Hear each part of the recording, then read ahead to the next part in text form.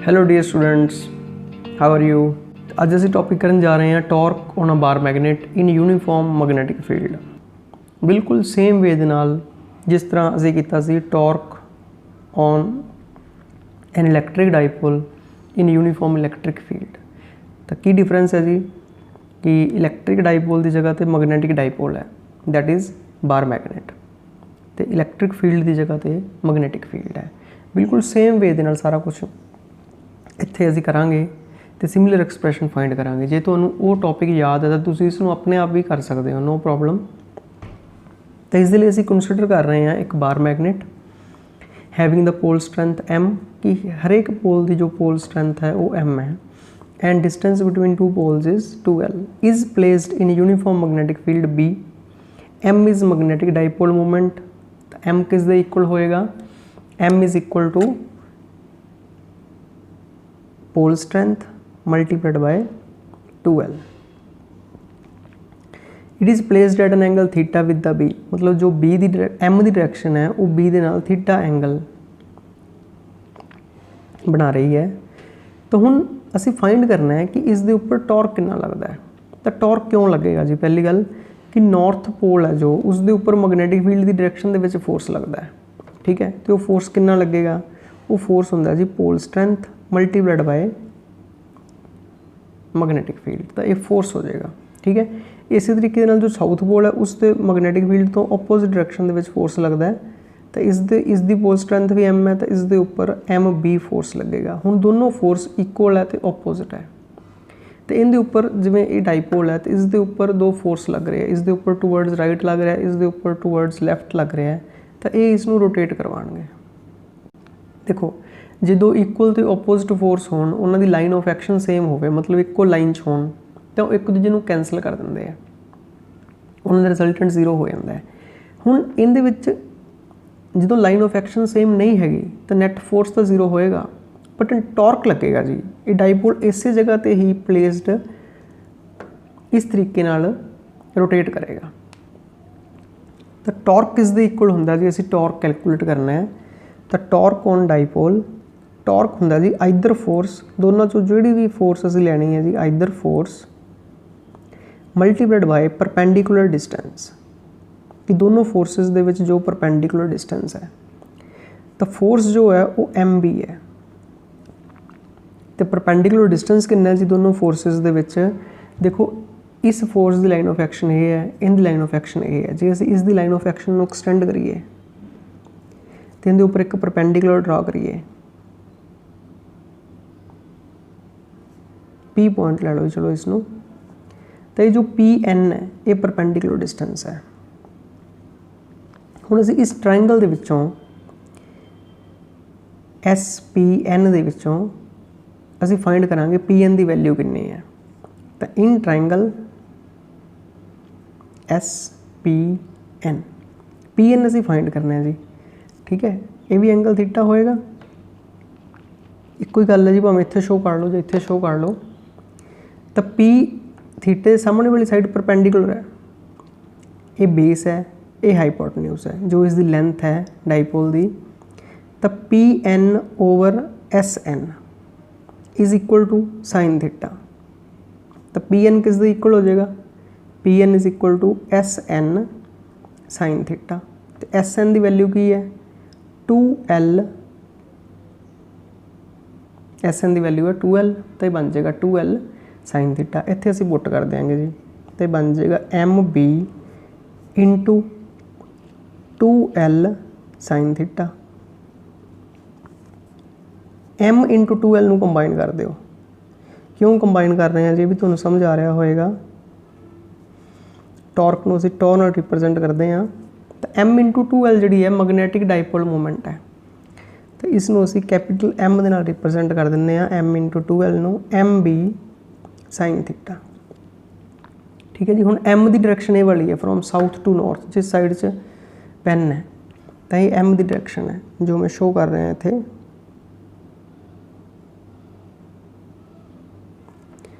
तो ये m की डायरेक्शन है जी फ्रॉम साउथ टू नॉर्थ, ये b की डायरेक्शन है।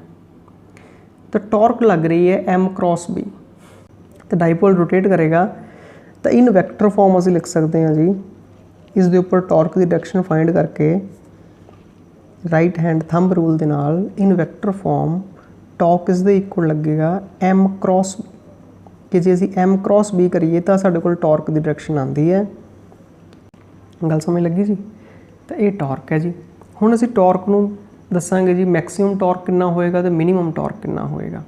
Case 1 when theta is equal to 0 degree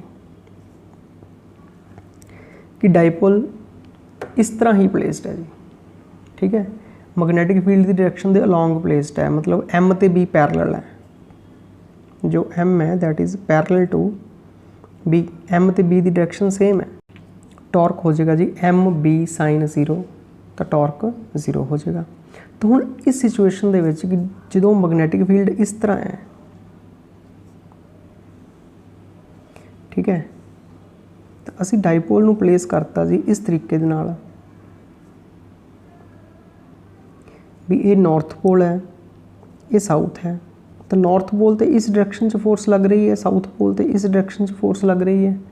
दोनों फोर्सेस इक्वल तो ओपोजिट है। ठीक है, लाइन ऑफ एक्शन भी सेम है। तो ये जो सिचुएशन है जी, इस सिचुएशन दे विच नैट फोर्स भी 0 होएगी डाइपोल के उपर, तो नैट टॉर्क भी 0 होएगी। हुण जिहड़ी ये सिचुएशन असीं अज्यूम कीती इहदे विच नैट फोर्स तो 0 है, बट टॉर्क लग रहा जी डाइपोल के उपर, नैट टॉर्क एग्जिस्ट कर रहा है। ठीक है, तो ये जो सिचुएशन है इसनूं असीं कहने हैं जी स्टेबल इक्विलिब्रियम। तो दिस पोजीशन इज़ कॉल्ड, तो स्टेबल इक्विलिब्रियम की गल देखो असीं इलैक्ट्रिक डाइपोल दे विच भी कीती सी। स्टेबल इक्विलिब्रियम हुंदा है कि डाइपोल नूं जे असीं इस पोजीशन तो थोड़ा जिहा डिस्टर्ब करांगे तो वो आपदी इक्विलिब्रियम पोजीशन वाल वापस आएगा। जो डाइपोल वापस आपदी पोजीशन दे विच आवे तो असीं उस पोजीशन नूं स्टेबल इक्विलिब्रियम कहने हुंदे आ। ठीक है, सैकेंड केस है जी, देखो कि when theta is equal to 180 degree, कि angle between M and B is 180। ठीक है, मतलब इस तरह की सिचुएशन है कि ये मैग्नेटिक फील्ड है,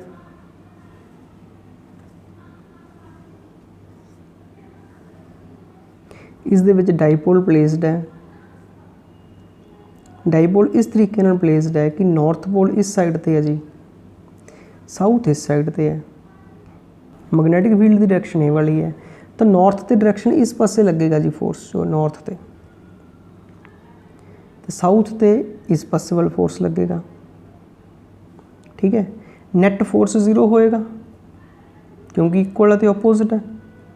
ठीक है, एंगल 180 है, नैट टॉर्क कितना हो जाएगा M B साइन 180, तो साइन 180 0 होंगे जी। ठीक है, सो टॉर्क भी 0 हो गया। तो इस सिचुएशन दे विच भी जो नैट फोर्स 0 है तो नैट टॉर्क भी 0 है, नैट टॉर्क इज़ ऑल्सो 0। ठीक है, दोनों चीज़ें 0 है जी, फोर्स भी 0 है तो टॉर्क भी 0 है। बट इस पोजीशन का तो इस पोजीशन का की फर्क है जी। हुण इहदे विच जे डाइपोल नूं थोड़ा जिहा डिस्टर्ब करांगे, मान लो इस तरह करता जी। ठीक है, तो हुण इस पोल ते इधरले पासे फोर्स लग रही है, इधरले पोल ते इस पासे फोर्स लग रही है, तो ये पूरा ही घूम जाएगा। ठीक है, तो डाइपोल जो भी इक्विलिब्रियम पोजीशन तो डिस्टर्ब होएगा तो वो उस तो अवे जाने की कोशिश करेगा। तो इस तरह की पोजीशन नूं की कहते हैं जी अनस्टेबल इक्विलिब्रियम। समझ लग गई जी। इस पोजीशन दे विच जो थोड़ा डिस्टर्ब करांगे तो इस पोजीशन में वापस आएगा, इहदे विच थोड़ा डिस्टर्ब करांगे तो इस पोजीशन तो अवे जाएगा। तो ये डिफरेंस है जी। ठीक है, तीसरा असी जो केस कर रहे हैं जी वो की है मैक्सिमम टॉर्क का। ये मिनिमम टॉर्क है, दोनों सिचुएशंस दे विच जो 0 है ये मिनिमम टॉर्क है। ठीक है, तो इसनूं असीं मिनिमम लिख सकते हैं जी, torque minimum. It can be written as torque minimum. इसनूं भी असीं टॉर्क मिनिमम लिख सकते हैं कि घट तो घट टॉर्क जिन्नी लगेगी। हुण मैक्सिमम टॉर्क कितनी लगेगी, हुण देखो इक्को ही चीज़ चेंज कर रही है, एंगल। ठीक है, तो मैक्सिमम टॉर्क उदों होएगी जो साइन थीटा मैक्सिमम हो जाएगा, तो थीटा इज़ इक्वल टू जो 90 डिग्री हो जाएगा एंगल बिटवीन कि डाइपोल परपेंडिकुलरली प्लेस्ड है मैग्नेटिक फील्ड में, इस तरह प्लेस्ड है जी डाइपोल।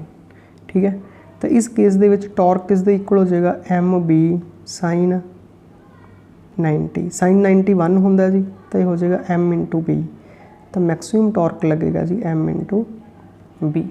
ठीक है, तो इसनों असीं टॉर्क मैक्सिमम लिख सकते हैं जी, तो it is the maximum torque. तो जो भी डाईपोल परपेंडिकुलरली प्लेस्ड है, परपेंडिकुलर मैग्नैटिक फील्ड के लाइनस दे, तो उनके उपर मैक्सिमम टॉर्क लगेगा। गल क्लीयर होगी जी। तो तुसी देखो जो टॉर्क पूछा जाता है तो फिर तो तुसी टॉर्क का एक्सप्रैशन ही ड्राइव करना है, फिर तुसी ये केस नहीं करनी जी, फिर तुसी इत्थों तक फॉर्मूला ड्राइव करना है जी जो टॉर्क का असीं कीता है। ठीक है, torque is equal to M cross B. जे तुहानूं पूछा जाता है जी शॉर्ट आंसर दे विच स्टेबल इक्विलिब्रियम की है, अनस्टेबल इक्विलिब्रियम की है, ठीक है, या मैक्सिमम टॉर्क कितना है, मिनिमम टॉर्क कितना है, तो फिर तुसी ये केस जो है डिस्कस करने हैं। क्लीयर।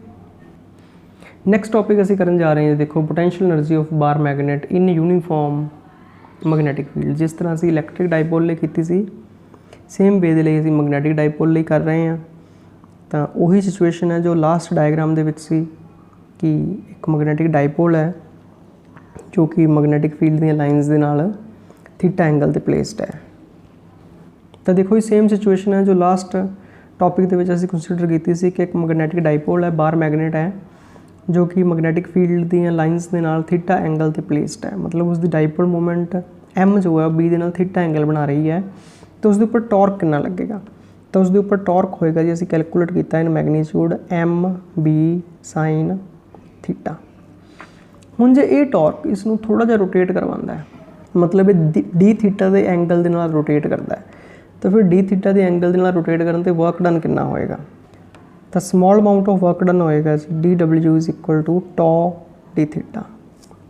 देखो जी तो बॉडी स्ट्रेट लाइन च मूव करती है, लीनियर मोशन है, ठीक है, बॉडी स्मॉल डिस्टेंस मूव करती है, उनके उपर फोर्स लग रहा है एफ, तो डी डब्ल्यू होंदा है एफ इंटू डी एक्स, मतलब जिस डायरेक्शन फोर्स लग रहा है उस डायरेक्शन से बॉडी मूव कर रही है।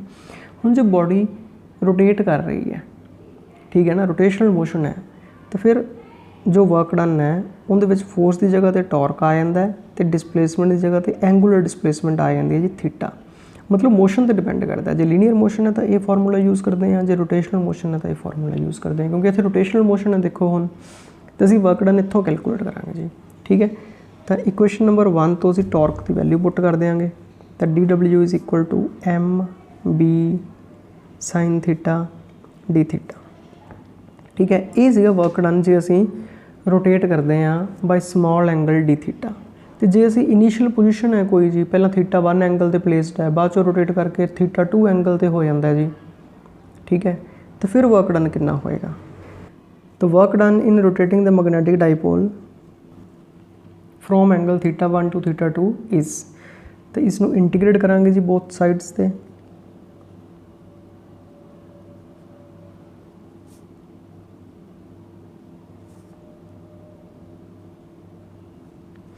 इसमें इंटीग्रेट करके की बनेगा जी डी डब्ल्यू की इंटीग्रेशन करांगे तो डब्ल्यू बन जाएगा टोटल वर्क डन। ठीक है, M B sine theta D theta, तो थीटे दी लिमिट्स आएंगी फ्रॉम थीटा 1 टू थीटा 2, इस दे विचों जो कॉन्सटेंट है आउटसाइड आ जाएगा, एम बी आउटसाइड आ जाएगा, तो इंटीग्रेशन आएगी जी sine theta D theta from theta 1 to theta 2। तो इंटीग्रेशन तुहानूं याद होएगी जी असीं पहलां भी कीती सी कि साइन थीटा की इंटीग्रेशन जो है वो होंदी है minus cos theta, M B as it is रहेगा माइनस कॉस थीटा, लिमिट्स हुण राइट साइड ते लग जांदियां थीटा 1 टू थीटा 2। ठीक है जी, टेक माइनस आउटसाइड तो बन जाएगा minus M B cos theta दी limits from theta 1 to theta 2। Limits किस तरह पुट करी दी हैं, तो लिमिट्स पुट करते होंगे जी, पहला अपर लिमिट पुट करी दी है तो बनेगा जी कॉस थीटा 2 तो माइनस कॉस थीटा, फिर लोअर लिमिट पुट करी दी है जी कॉस थीटा 1, मतलब अपर लिमिट पुट करी दी है इस वेरीएबल की जगह तो फिर माइनस पा के लोअर लिमिट पुट करी दी है। ठीक है, ठीक है जी, ये वर्क डन आ गया, जिन्ना ये वर्क डन होया है ये स्टोर हो जाएगा एज पोटेंशियल एनर्जी। ठीक है जी, इन द मैग्नेटिक फील्ड, तो this work is stored as, ठीक है, तो पोटेंशियल एनर्जी नूं असीं रिप्रजेंट करते होंगे यू नाल, तो इसमें यू एम लिखांगे जी क्योंकि मैग्नेटिक है तो minus M B cos theta 2 minus cos theta 1। Clear. Special case, एक असी स्पैशल केस डिस्कस करते हैं जी इसका कि सपोज करो इनिशियली जो डाइपोल प्लेस्ड है थीटा 1 दैट इज़ 90 डिग्री तो theta 2 is equal to theta degree. हुण असीं 90 डिग्री क्यों अज्यूम कर रहे हैं जी, देखो ये भी मैं तुहानूं दसदा कि जो असीं वैल्यू पुट करांगे इहदे विच तो यू एम किस दे इक्वल हो जाएगा, यू एम हो जाएगा जी minus M B cos theta 2 मतलब कॉस थीटा तो कॉस थीटा 1 मतलब कॉस 90।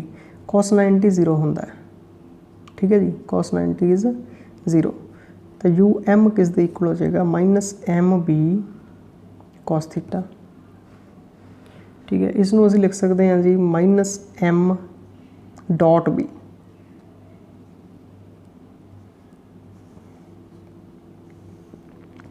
क्लीयर। हुण उही गल है जी रैफरेंस पॉइंट की कि असीं कॉस 90 की पोजीशन ही क्यों ली स्टार्टिंग पोजीशन कि असीं वो पॉइंट लै रहे हैं कि जिथे इनिशियली उसकी पोटेंशियल एनर्जी 0 सी। जिस तरह असीं अर्थ तो पोटेंशियल एनर्जी लेने होंगे ना, ग्रेविटेशनल पोटेंशियल एनर्जी किसी बॉडी की, तो अर्थ ते असीं 0 लै लैंदे आ। तो अर्थ तो जिन्नी हाइट ते बॉडी जाती है असीं उन्नी हाइट आउंदी अज्यूम कर लैंदे आ। तो जे असीं रैफरेंस पॉइंट अर्थ दा सेंटर लैना होवे तो फिर असीं उहदे रिस्पैक्ट टू कैलकुलेट करते हैं। गल समझ लगी। तो ये डिफरेंस है। तो इसलिए असीं स्टार्टिंग पॉइंट हुंदा 90 डिग्री ते लै रहे हैं कि 90 डिग्री ते 0 होएगी जी, ये इनिशियल पोटेंशियल एनर्जी होगी एम बी कॉस थीटा 1, ये फाइनल होगी जी एम बी कॉस थीटा 2। तो उसके कंपैरेटिवली असीं डिफरेंस लै रहे हैं। तो डिफरेंस कितना हो गया जी minus M dot B. Clear. तो इसके एसआई यूनिट की होणगे दस सकते हो, क्योंकि राजे एनर्जी है तो एसआई यूनिट तो वही होणगे जी जूल। ठीक है, भावें किसी तरह की एनर्जी होवे, असीं दस्सिया सी कि उसके जो यूनिट है वो जूल ही रहणगे एसआई सिस्टम दे विच। क्लीयर है। तो ये सी जी topic potential energy of bar magnet in uniform magnetic field. I hope कि तुहानूं टॉपिक जो है वो समझ लग गया होएगा। So all the best, have a nice day.